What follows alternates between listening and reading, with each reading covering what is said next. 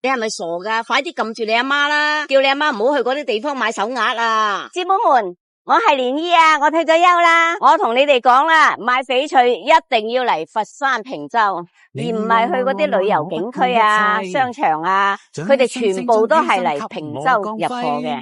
我做咗30幾年啦，有咩未見過啊？你哋真係以為全國第一翡翠手鐲交易中心係講笑嘅咩？我帶你哋行下啦，直接介紹啲商場，都唔知會唔會違規。你哋點讚、收藏、保存下啦，費事以後揾唔到。喺呢個玉器街入口，全部都係賣翡翠嘅。你哋嚟到呢度唔使急住買噶，慢慢逛，睇多啲先。呢度就係美譽廣場啦，裏邊好多商鋪嘅，仲有對面係停車場嚟嘅。從呢度到嗰度都係興隆翡翠商場。呢度就係匯玉廣場啦，裏邊有好多店鋪，出邊有好多攤位。咁你哋行攰咗咧，就可以喺度食下嘢啊。呢度啲價位都係好親民嘅，唔似嗰啲旅遊景區咁。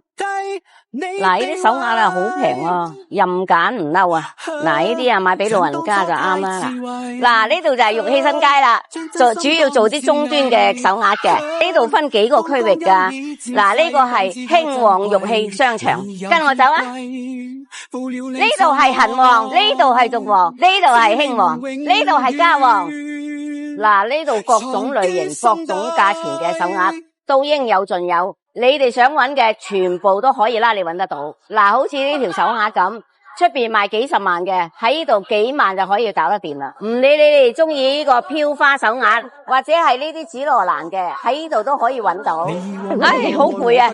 但係仲未行完喎。嗱，呢度咧就係薈萃廣場啦，專做高中端翡翠嘅。啊，隆重介紹啊，呢個係翠萬麗啊，專做高貨嘅。你咪話幾百萬嘅翡翠啊，上千萬嘅翡翠啊，喺度都揾得到啊。嗱，仲有呢度新寶來廣場啦。嗱，最後呢度咧就係翠寶園啦。你嚟呢度揾唔到啱你嘅貨，都係好正常嘅。你又唔知邊度有啱你嘅貨，所以我都同嗰啲朋友講，你要揾乜嘢嘅，我帶你去揾，帶你去對比，揾到你啱為止。如果開車嚟覺得麻煩嘅咧，就搭車嚟玉器街站，買完之後一定要去做鑑定啊。